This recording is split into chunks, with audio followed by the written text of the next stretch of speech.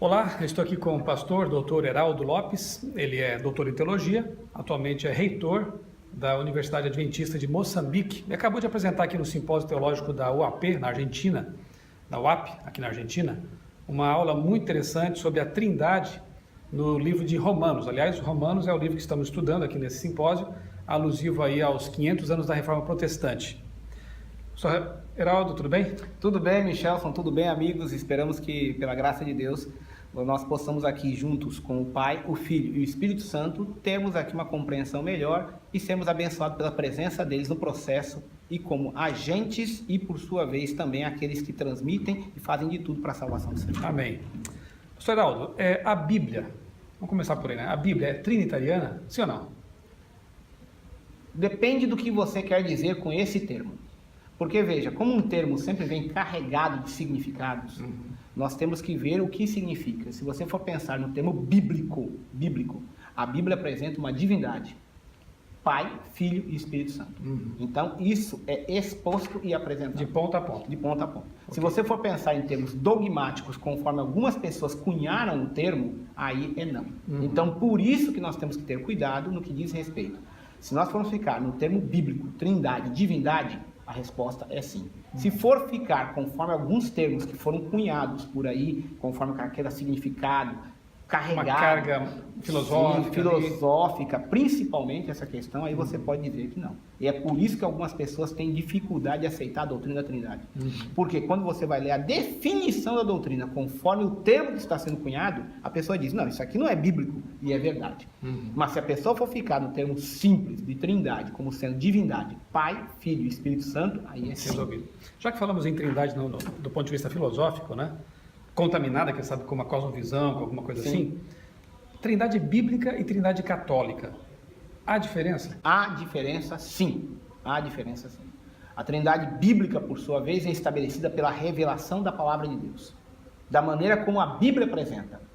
Por exemplo, Jesus chegou e disse bem claro, as pessoas têm que ser batizadas em nome do Pai, do Filho e do Espírito Santo. Nós já vimos que só no Novo Testamento há 94. Esse é o estudo que vocês fizeram. Que nós fizemos. Né? Que eu 94 passagens, ou seja, perícopes, na qual é a unidade de pensamento do texto, uma pequena unidade de pensamento do texto, pode conter um ou mais versículos, e essas perícopes mostram claramente os três juntos, atuando em processo de salvação, na justificação, na santificação, na redenção, na manutenção da vida cristã, na questão escatológica, na questão antropológica, eclesiológica. Você vê isso claramente em toda a apresentação da Trindade no Novo Testamento ou da divindade, porque nós usamos o termo intercambiavelmente. Agora, quando você vai para uma formulação católico-romana, ela já vem carregada de termos filosóficos, ela já vem carregada de sequências, por sua vez, não bíblicas, mas já baseadas inclusive na tradição, porque você sabe que existe uma diferença entre a traditio e a revelatio. E, para o católico romano, o que pesa é a traditio. Enquanto que para nós, que temos uma origem protestante e adventista, para nós é o revelatio. Então, é o que está revelado ou aquilo que vem pela tradição. Então, essa hora nós divergimos totalmente. Inclusive, então, nunca acuse, desculpe, Miguel, mas nunca acuse um adventista de ser trinitariano como os católicos, porque a doutrina trinitariana católica não é aceita por um adventista. Não há como aquela exposição ser aceita. Então, em linhas gerais, quais seriam as diferenças entre essa trindade, da qual alguns dizem que nós bebemos da fonte, né? Mas que não, porque nós defendemos a trindade ou a divindade bíblica, né? Quais seriam, então, em linhas gerais, as principais diferenças entre a divindade segundo a Bíblia e a trindade segundo a Igreja Católica? A trindade segundo a Bíblica, vamos para a fonte, está no fundamento. O fundamento bíblico adventista sai exatamente da revelação. Aquilo como o texto bíblico apresenta, nós aceitamos, na sua simplicidade, na sua totalidade. Enquanto que a doutrina católico-romana vai para a tradição para cunhar os termos. Você veja, por exemplo, que lá na doutrina da Trindade católico-romana coloca que Cristo é gerado, não criado. Sim. Enquanto que para nós, em Cristo, a vida original, não emprestada, não derivada. Só aí nós já divergimos logo no papel de Cristo. O outro que, por sua vez, eles colocam o Espírito Santo como tendo uma origem, como se fosse um tipo de sopro. E para nós não colocamos algo muito etéreo, muito, sabe, místico demais. E para nós não, é uma personalidade divina, Características de pessoa. Características pessoais que estão expostas na Bíblia. Então é isso que devemos separar bem. E esses fundamentos, logicamente, são um estudo muito mais complexo, existem muito mais diferenças, mas em base. O católico romano, ele baseia-se na tradição para chegar na sua conclusão do que é a Trindade. E com termos, inclusive, tirados muito pesados da filosofia. A Trindade Adventista, não. Bíblia, simplesmente, da maneira como é exposta e apresentada, os três ali, para que nós possamos recebê-los, amados e servidos. Antes de mergulhar especificamente na Bíblia, vamos ainda definindo os termos, né? Triteísmo ou trinitarianismo? Há diferença aí. A gente vê alguns irmãos, às vezes, claro, que até talvez numa inocência, né, teológica, orando, por exemplo, o Deus Pai, o Deus Filho e o Deus Espírito Santo, né? Há um probleminha nessa questão, né? Assim porque é o seguinte, quando você pega, por exemplo, a crença fundamental adventista, você já vai ver logo de cara, assim, logo visível, Deus, Pai, Filho e Espírito Santo. Você vê que quando Jesus Cristo mandou que fossem batizadas as pessoas, ele não batiza em nome do Pai, em nome do Filho e em nome do Espírito Santo. Ele batiza em nome de quem? Do Pai, do Filho e do Espírito Santo. Então, é esse o caso. Algumas pessoas confundem o triteísmo, que são três deuses, com a Trindade, que não é isso. Bem diferente. O termo, inclusive, não existia. Foi cunhado exatamente para dizer a triunidade da divindade. A triunidade da divindade é a Trindade. Essa Trindade, por sua vez, que foi um termo cunhado, não emprestado do paganismo, não foi emprestado justamente de todas aquelas religiões triteístas, ou que por sua vez fossem politeístas, não. Mas acontece que foram tirados exatamente da onde? Da revelação bíblica, e foi muito feliz. Eu não tenho dificuldade nenhuma de usar o termo Trindade ou divindade. Né? Define muito bem, porque é uma triunidade da divindade. Eu estaria errado em dizer que Yahweh, ou Jeová, né, ou mesmo Deus, seria o nome da família triuna? Nesse caso, por exemplo, eu colocaria que Yahweh é usado intercambiavelmente. Você vê o Pai é Yahweh, o Filho é Yahweh, e o Espírito Santo também. é Yahweh. E isso está bem claro, porque quando nós pegamos Hebreus, por exemplo, 10, 15 e 17, você vai ver lá que o Espírito Santo, quando ele se intitula Senhor, ele usa o termo emprestado, lá derivado do Antigo Testamento, você vai ver lá Yahweh. Eu deixo uma sugestão para você que está nos assistindo. Alguns textos serão mencionados aqui de passagem. Nós não teremos tempo de abrir a Bíblia e conferi-los, né? Então você pode interromper o vídeo, fazer uma pausa aí, anotar o texto e depois conferir em sua Bíblia, né? Perfeito. Pastor Heraldo, sim. E ao mesmo tempo, os amigos que estão aí, você entra no Google e digite aí, por exemplo, Trindade, Heraldo com H, Preze. Você vai ver lá os 94 textos em prece estão disponíveis para você sem nenhum acréscimo, simplesmente o texto bíblico copiado e colado, e você vai ver destacado as três pessoas da divindade juntas. Bem lembrado. Você vai ter também um outro prece que está lá dizendo a Trindade na Igreja Adventista, que foi exatamente colocado em prece de um trabalho que o Michelson fez, baseando-se no Mateus Cardoso, e aí nós colocamos em forma de prece já para poder facilitar, porque um acrescenta, o outro vai juntando, vamos juntando, fazendo esse consórcio para poder servir vocês que estão nos ouvindo. Então você vai ver Trindade na Igreja Adventista. E o terceiro é a Trindade nos escritos de Ellen G. White e a Trindade. Ótimo. Heraldo Preze, você vai ver também, porque alguns se baseiam em Evangelho 615, 617. Quero voltar a esse ponto daqui a pouquinho. Que também é um texto válido, mas acontece o seguinte... alguém chegou para mim e disse assim, não, vocês só baseiam em Evangelho 615, 617 para provar a Trindade Ellen White. Pois bem, nós pegamos quase uma centena de textos que estão disponíveis ali, em que a Sarah White fala diversas vezes três grandes poderes, três grandes pessoas, as três grandes potestades, e que não são... Three living persons, né? Muito claro. Mas acontece que eu tirei fora do 615, 617 para mostrar que nós temos várias, então dezenas de fontes. Esse trabalho ainda nem chegou na ponta. Enquanto que lá, a Trindade na Bíblia, nós já chegamos a 94, estamos agora vendo os detalhes, que foram exatamente ali até o Apocalipse, mas esse daí de Ellen White e a Trindade, dos textos dela, ainda não arranhamos ainda o tamanho da quantidade de textos que tem. Muito bom. Já que estamos no momento aqui de merchan, divulgação de materiais, sim. Você pode também ir ao criacionismo.com.br, seção downloads, e você vai encontrar lá uma pasta, né, um FTP, com algumas palestras também em PowerPoint sobre a Trindade, ok? material não falta, né? E tem o livro da CPB também, da Casa Publicadora Brasileira, que é o livro A Trindade, também recomendo a você. Doutor Reinaldo, é o seguinte, parece-me que é relativamente fácil você demonstrar que o Pai é Deus, em todas as Escrituras.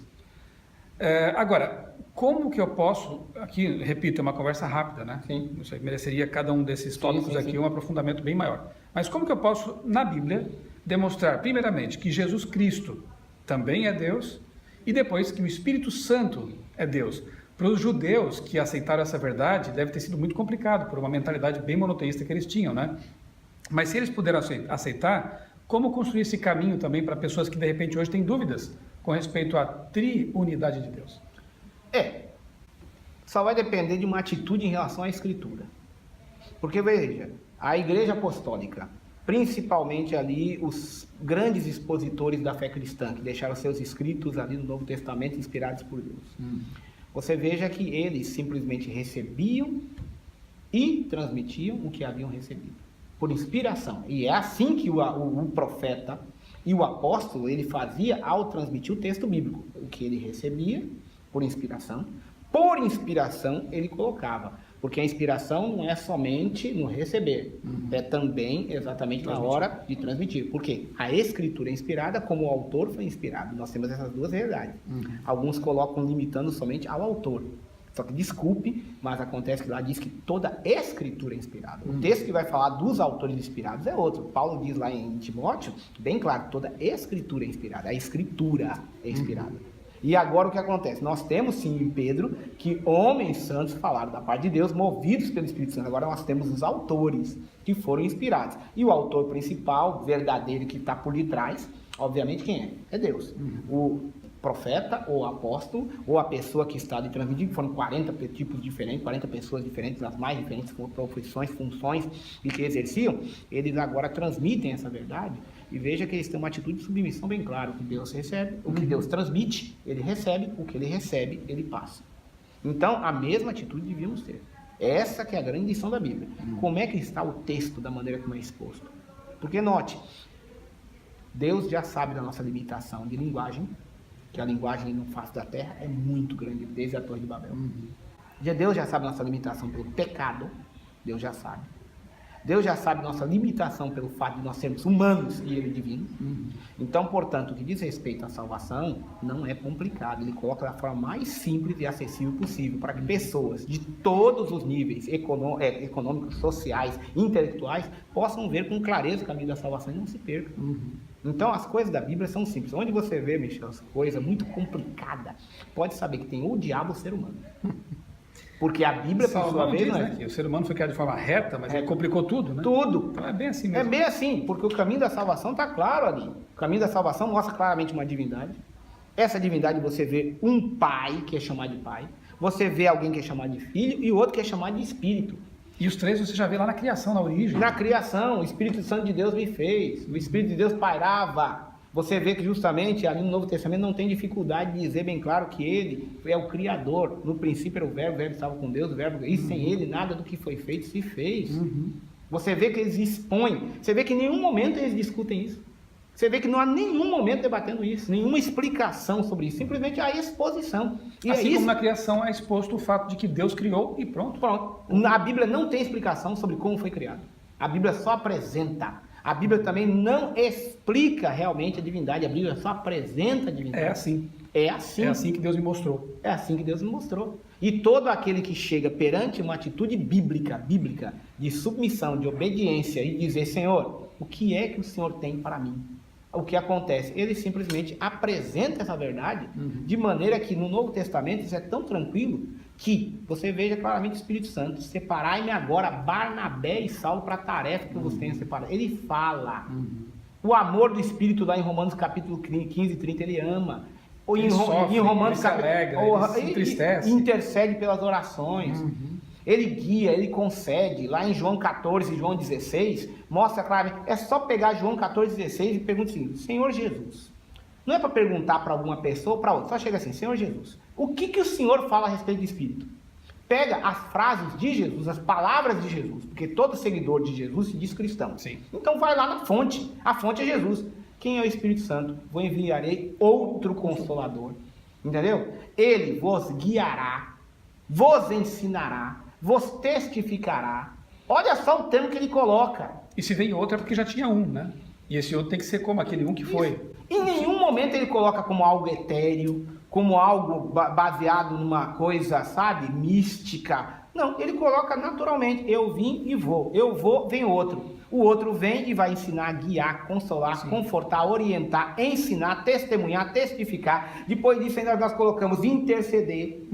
Aí depois disso amar. Quer dizer, Jesus vai para o santuário celestial Vai para o santuário. e deixa na terra um representante que é tão amoroso, tão poderoso, tão eterno quanto ele mesmo, é. Né? Quanto ele mesmo. E o Espírito está conosco. Né? É. Agora, se eu despersonalizar o Espírito, se eu não entender que ele é Deus, a gente fica aqui realmente como órfãos. E Jesus disse, não vos deixarei órfãos. Não vos deixarei o quê? Órfãos. Quer dizer, ele é um ser pessoal. Agora ele ascende e deixa exatamente um ser não pessoal. Estranho, né? Tá estranho demais, porque não é dessa maneira. Deixa uma que ele energia. coloca. Não faz Estranho. sentido, né? Tá estranho porque quando ele coloca isso, ele coloca em termos bem pessoais. Se uma pessoa dizer assim, eu vou me desvincular das minhas ideias, eu vou ver o que Jesus falou, eu vou ver como Paulo falou. Que a Bíblia se interprete a si mesma, que ela, né, na sua simplicidade. Pega lá Romanos 8. Só pergunta assim, o que Paulo falou a respeito do Espírito?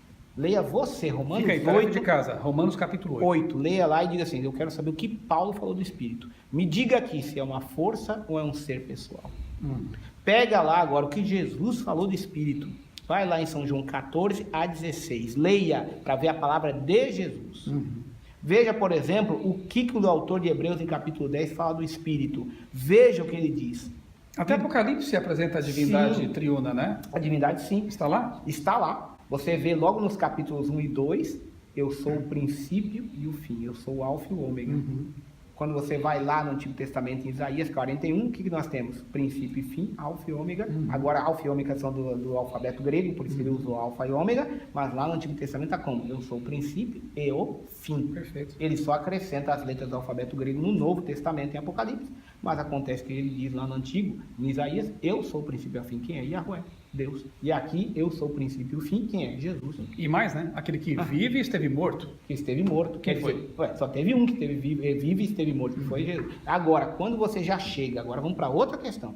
Quando você chega, por exemplo, você que é adventista, que está nos vendo, e você vai pegar Apocalipse 14, que nós temos ali a identidade do remanescente. DNA. Vamos lá, nós temos a sequência do 12, a perseguição contra a igreja. A 13, a perseguição final dos instrumentos satânicos, das bestas. E quando você vai ver agora as 3 mensagens angélicas, para poder terminar essa mensagem, e você vê agora a ação divina, e você vai ver a reação satânica da perseguição, aí chega exatamente no auge, quando chega aqui estão aqueles que guardam os mandamentos de Deus e têm a fé em Jesus. Quando chega nesse ponto, a maioria para, só que o texto não para. A perícope continua na próxima. Assim diz o Espírito. O Espírito vai falar. O que ele fala? Bem-aventurados os mortos que desde agora morrem. Então você tem ali Pai, Filho. Jesus, Filho, e o Espírito Espírito Santo falando. Por quê? Os mandamentos de Deus. Fé em Jesus. E o Espírito dizendo, bem-aventurado aquele que permanece firme e descansa no Senhor mesmo em meio à perseguição. O que nós temos então? Na identidade do remanescente, ela é trinitariana. Perfeito. Tá lá. Pastor, 94, né? Ocorrências, no seu estudo detectou. Até agora, 94, até agora. Poderia mencionar aqui para a gente, quem sabe, 3 ou 4 das principais, assim, que são realmente argumentos contundentes em favor da divindade triuna? Ah, sim. Por exemplo, você pega ali em Romanos um texto que fala sobre o Espírito. O Espírito, aí daqui a pouco ele já coloca Espírito de Deus, Espírito de Cristo. Você veja claramente que quando ele menciona Espírito, Espírito de Deus e Espírito de Cristo no mesmo verso, eu não estou falando agora em pegar nem 2 ou 3 versos. Por que ele coloca bem claro? Para que ninguém duvide que o mesmo Espírito que ele está falando é o Espírito de Deus e é o Espírito de Cristo. E ele é o Espírito. Portanto, ele faz ele coloca junto e ao mesmo tempo mantém a identidade dos 3. Está ali bem claro, irmãos. Outro momento clássico, alguns podem questionar o que quiserem, mas não tem como. A pessoa é batizada em nome de quem? Pai, Filho e Espírito Santo. Eu vou usar um outro argumento diferente agora. O grupo que se diz cristão hoje, que tem maior número de perseguidores no mundo, e que, por sua vez, eles são contra a doutrina da Trindade, é exatamente o Testemunho de Jeová. Agora, você vai em qualquer livro do Testemunho de Jeová e pergunta, eles são batizados em nome de quem? São batizados em nome do Pai, do Filho e do Espírito Santo. Me diga uma coisa, se o grupo que mais se opõe à Trindade não ousa batizar um membro deles que não seja em nome do Pai, do Filho e do Espírito Santo, toda Testemunho de Jeová é batizado em nome do Pai, do Filho e do Espírito Santo. Os maiores opositores não ousam duvidar de que aquele texto é realmente válido, e inclusive para eles. Ainda que eles não aceitem a divindade do Espírito e nem a divindade de Cristo, eles não ousam desobedecer o que Cristo, por sua vez, diz. Nós temos esse texto também. Outro que eu mencionei, que é muito forte para você ver, os três juntos, é exatamente quando nós chegamos ali na identidade do remanescente. Por que é forte? Porque para nós que somos adventistas, que temos a identidade nossa, se você vê o texto e vê os três juntos, você vai ver que exatamente está tendo um rótulo intencional da parte de Deus. Eles são fiéis aos mandamentos, têm a fé em Jesus e seguem a guia e têm o poder do Espírito para permanecerem firmes em meio à perseguição. Por quê? Para você guardar o mandamento de Deus. E você manter a fé em Jesus, tem um probleminha aí. Como é que você consegue, em meio à perseguição, guardar o mandamento de Deus e ter a fé em Jesus? É por causa, sim, diz o Espírito Santo fala com eles, o Espírito Santo os conforta e os motiva a continuar. Então nós vemos três agora aqui, podemos mencionar temos 94, mas acontece uma questão de tempo, posso mencionar rapidamente esses três, para que a gente fique vendo. Olha, nós temos aqui a identidade do Espírito juntos, porque são intercambiáveis. Nós temos aqui o Pai, o Filho e o Espírito Santo, nos quais, em nome deles, nós somos batizados. E nós temos agora também a identidade do remanescente, sendo uma identidade trinitária. O que me ocorre também, pastor, é que a missão adventista, né, do remanescente nesses últimos dias é proclamar as três mensagens angélicas. Proclamar as três mensagens. E lá no âmago delas está adorar a Deus, né, aquele que fez os céus, a terra, o mar e as fontes das águas. Então, que Deus é esse? Você vai a Gênesis e você percebe esse Deus, o Criador do universo, o Criador do sábado, né, está lá também, né, no âmago das três mensagens. E esse Deus é Pai, Filho e Espírito Santo. Quando Jesus, no Novo Testamento, João 8, né, em outros textos mais, se identifica como sendo o eu sou, os judeus entenderam muito bem isso, quiseram até apedrejá-lo. Apedrejado. E pessoas hoje não entendem isso. Né? E por que apedrejá-lo? Porque se ele fosse realmente um homem apenas, era uma blasfêmia. Nós cremos que não foi blasfêmia porque ele é Deus. Isso. Simplesmente assim. Né? Então, essa doutrina faz toda a diferença, né, em nossa percepção de Deus, nossa aproximação dele. Né? E é justamente com isso que eu queria encerrar, pastor Heraldo. Que diferença faz realmente, né, para um cristão crer num Deus triuno ou não? É a mesma diferença de você crer na Bíblia ou não. Porque se você justamente crê em Deus, você tem que crer na sua palavra. E em como ela o apresenta. Caso contrário, você vai ter o quê? Quem é que está estabelecendo a fonte da autoridade? É Deus ou é você? Então agora você vai ser seletista, no qual você seleciona o que você quer crer? Ou você aceita o que ele diz que é? Porque a Bíblia diz que toda a Escritura é inspirada por Deus, e não uma parte é inspirada por Deus. A Bíblia apresenta exatamente essa verdade, como outras verdades, e mostra claramente que, por sua vez, eles atuam na salvação, eles, por sua vez, conduzem o processo da salvação, e eles mantêm esse processo. Ellen White, por exemplo, quando ela vai falar naquele texto sobre as três pessoas, Three Living People, o texto fala o seguinte, que a vitória só é possível pela atuação das três pessoas da divindade. E essas três pessoas é que vão colaborar para que o crente consiga viver o quê? A vida cristã. Alguns grupos falam tanto sobre perfeição, perfeccionismo, sobre essas coisas, mas tem que lembrar que vitória sobre o pecado só é possível através da atuação das três pessoas da divindade. E o texto está lá bem claro de Ellen White. Então, qualquer pessoa que se diz que tem uma meta de viver uma vida de perfeição, ela tem que se submeter à Trindade. Porque é isso que White colocou bem claro. Outra questão é a seguinte... Só um detalhe, pastor. Eu fiz questão, estive por duas ocasiões, lá no White State, né, na sede mundial da nossa igreja, onde estão os documentos originais, né, os manuscritos, né, de Ellen White. E eu fiz questão de ver, né, no caso, esse texto que é reproduzido no Evangelismo, né? Lindo, né? Com a letrinha de Ellen White lá, né? Three living person, né? The heavenly trio, né? A divindade, né, celestial. Então, assim, não tem como fugir disso, né? Por mais que alguns tentem distorcer, dizer que não, Ellen White não era trinitariana, isso é um absurdo, né? E é difícil porque é o seguinte, mesmo que a pessoa chegue e diga o seguinte, não, mas espera um pouquinho, tá lá dentro, eles alteraram o texto, Só tem um problema. Naquele trabalho lá do Matheus Cardoso, e que nós agora pegamos e copiamos, inclusive, pegamos a foto do livro que foi publicado no tempo dela, lá 1800 e tanto, colocamos a cópia para dizer o seguinte: tá, isso foi alterado agora então, tá bom, mas aí explica como é que nós temos um livro da época dela. E todos os livros que eram publicados eram revisados por ela enquanto estava viva. E estava viva. Então. E tem a data lá. E o texto tá o mesmo. Então é bom que a pessoa tome cuidado quando for inventar mentira, porque devido ao fato que hoje nós temos provas documentais e contra provas de fatos não há argumentos. Que mentira é pecado? E vem de quem? Do pai da mentira? É. Então, quando você pega o documento lá, e está lá no Preze, como eu falei para vocês, sobre a Trindade e a Igreja Adventista, você vai lá, você vai ver a cópia, você vai ver a foto acessível para você vai dizer, nossa, está escrito aqui a data, e o livro está lá. Quer dizer, não é somente uma questão de você pegar o documento, porque alguém vai dizer, não, foi alterado, ele está dentro, eles fazem qualquer coisa. Sim, mas e o livro que foi publicado no tempo dela, que nós temos a cópia e a prova do tempo dela, que continua também com o mesmo texto? Aí a prova se torna o quê? Irrefutável. Sim. Irrefutável. Senhor Aldo, muito obrigado pela disposição, né, de gravar esse vídeo com a gente aqui. E que fique aqui como uma espécie de provocação para você, né? Estude a sua Bíblia. Se você é um adventista também, estude os livros de Ellen White, né? Vendo o seu contexto. Eu tenho certeza que ao se aprofundar no assunto da divindade, né, no assunto de quem é Deus, você vai se apaixonar ainda mais por esse Deus maravilhoso, né? Você vai se apaixonar cada vez mais por Jesus, que é a revelação máxima de Deus aqui entre os seres humanos, né? E vai ter uma experiência especial com Ele. Mas tente se despir, né, de preconceitos, de filosofias e vá à Bíblia como ela é. Ok? Sim. E outra, você vai ver uma coisa interessante. Na hora em que você pega os textos da maneira como estão, não há como. É aquilo que a Igreja Adventista ensina. Agora, na hora em que você começa a escolher os textos que você quer, aí as tendências e as ideias vão. E é um caminho perigoso, né? Bota perigoso nisso, porque o Winston é o quê? Uma pessoa seletiva. E esse é o problema, amigo. Aceite a revelação de Deus como está. Simplesmente ela é clara, ela é simples, ela é objetiva e vai te conduzir exatamente por esse caminho.